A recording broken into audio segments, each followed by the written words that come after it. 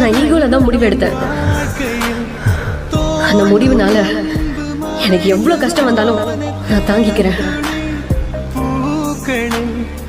ஏன் குரு நான் எங்க போனா என் பின்னாடியே வந்து இப்படி டார்ச்சர் பண்றேன்? காதலே என் காதலே எங்கு போகிறாய்? தயவு செஞ்சு போயிடு. நம்ம லைஃப்ல நான் எப்பவும் செத்துட்டேன்டா.